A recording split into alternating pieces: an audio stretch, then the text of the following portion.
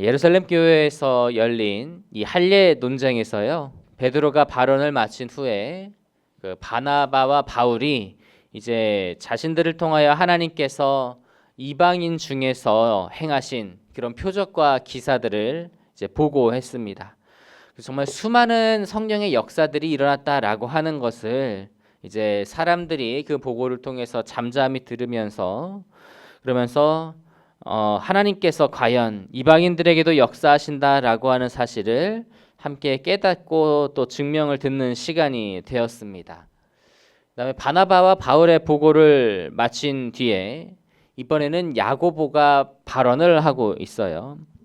이 야고보는 그 사도 야고보가 아니라 예수님의 형제 야고보, 그래서 우리가 지금 묵상하는 야고보서의 저자인 야고보이고요, 기도의 사람으로 유명한 바로 그 사람입니다.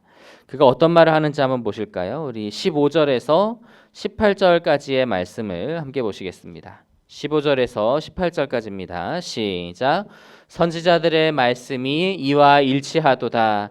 기록된 바 이후에 내가 돌아와서 다윗의 무너진 장막을 다시 지으며 또 그 허물어진 것을 다시 지어 일으키리니 이는 그 남은 사람들과 내 이름으로 일컬음을 받는 모든 이방인들로 주를 찾게 하려 함이라 하셨으니 즉 예로부터 이것을 알게 하시는 주의 말씀이라 함과 같으니라. 야고보는 그 베드로의 그 이방인 전도에 대한 그러한 발언, 그리고 바울과 바나바의 선교 보고를 다 아울러서요, 그 모든 것이 선지자들의 말씀과 일치하고 있다라고 증언하고 있습니다. 야고보가 그 본문 16절에서 18절까지 인용한 그 말씀은요, 그 아모스 9장 11절로 12절에 있는 말씀인데요, 하나님께서 말씀하신 것을 아모스 선지자가 전달한 본문입니다. 하나님께서는 그 무너진 장막, 그러니까 무너진 이스라엘을 영적으로 다시 일으키실 때에 그때는 하나님의 이름으로 일컬음을 받는 모든 이방인들로 주를 찾게 하려 함이라라고 그렇게 말씀을 하세요. 그러니까 하나님은 800년 전에 아모스 선지자를 통하여서 이방인을 향한 구원의 의지를 나타내셨던 겁니다. 야고보는 이 말씀을 들어 사용하면서요, 이방인들이 할례와 여타 다른 율법을 지켜야 하는지에 대한 문제를 이렇게 정리를 해주고 있습니다. 우리 19절과 20절을 같이 보시겠습니다. 19절과 20절 시작. 그러므로 내 의견에는 이방인 중에서 하나님께로 돌아오는 자들을 괴롭게 하지 말고 다만 우상의 더러운 것과 음행과 목매어 죽인 것과 피를 멀리하라고 편지하는 것이 옳으니. 야고보는 더 이상 그 예수님을 영접하는 이방인들을 율법으로 괴롭게 하지 말자라고 이야기를 합니다. 하나님께서 이방인을 따로 이제 차별하여서 그들이 할례를 받아야 구원을 받는다라고 그렇게 말씀하신 적이 없고, 또 그리고 현재의 상황이 이방인들에게서 하나님의 역사가 나타나고 있으며 그 모든 것들이 다 하나님의 말씀 가운데 이미 기록되어 있는 것이기 때문에, 그래서 이방인들을 율법으로 괴롭게 하지 말자라고 이야기를 하는 거예요. 그리고 다만 좀 실질적이고 중요한 규례들, 뭐 음행을 피하고, 뭐 그리고 또 음행을 하지 말고 우상을 숭배를 피하고, 그런 것들 여러 가지 정말 중요한 것들만 지킬 수 있게 하자고 그렇게 제안을 하고 있습니다. 우리 이런 말씀을 보면서 우리가 알 수 있는 것은요, 교회나 그리스도인이 중요한 일을 결정할 때는 하나님의 말씀에서 근거를 찾아야 한다라고 하는 것입니다. 이방인에 대한 그 성령의 역사는 바울과 바나바의 선교 보고를 통해서 이제 증명이 되었어요. 이제 그것이 야고보의 발언을 통해 말씀에서도 근거를 확인을 하게 된 겁니다. 그렇게 해서 이제 전체 교회의 사역의 방향이 정확하게 결정이 된 거예요. 이렇게 하나님의 말씀에서 근거를 찾을 수 있어야 그 사역이 좌로나 우로나 치우치지 않고 성경대로 올바르게 하나님의 일을 해나갈 수가 있게 된다라고 하는 것입니다. 그러니까 우리는 우리의 생각대로 우리 눈에 보기에 좋은 대로 일할 것이 아니라 이 하나님의 말씀에 근거를 두고 하나님의 뜻대로 일해야 함을 기억하고 말씀 따라 일하며 나아가는 우리들이 되어야 할 줄로 믿습니다. 이제 결국 그 베드로와 야고보의 발언대로 이 초대교회는 예수님을 영접하는 이방인들에게 율법을 강요하지 않기로 결의를 했습니다. 그리고 그 사실을 확실하게 증거하기 위해서 바울과 바나바 편에 바사바라 하는 유다와 실라가 동행을 해서 안디옥으로 갔어요.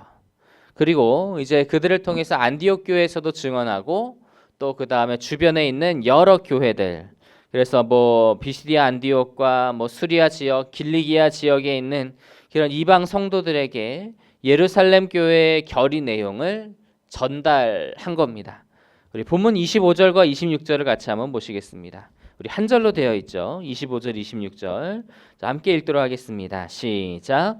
사람을 택하여 우리 주 예수 그리스도의 이름을 위하여 생명을 아끼지 아니하는 자인 우리가 사랑하는 바나바와 바울과 함께 너희에게 보내기를 만장일치로 결정하였노라. 편지의 내용을 보니까 좀 눈에 띄는 표현이 있어요. 예루살렘 교회의 사도와 장로들은요, 바울과 바나바에 대해서 두 가지 표현을 사용을 하고 있습니다.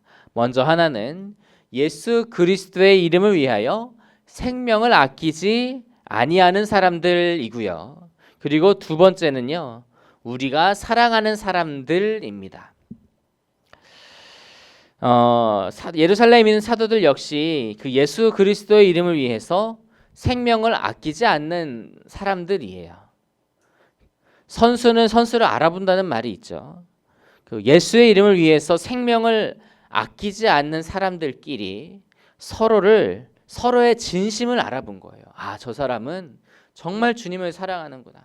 저 사람은 정말 주님을 위해서 목숨을 아끼지 않을 사람이구나 라고 한 것을 알아본 거예요. 그래서 그들은 서로를 깊이 사랑했습니다. 예수 그리스도를 위해 함께 생명을 내놓은 사람이라는 것을 알기 때문에 주 안에서 한 형제이자 같은 길을 가는 사명자로서 서로를 사랑하고 인정하고 존중한 것입니다.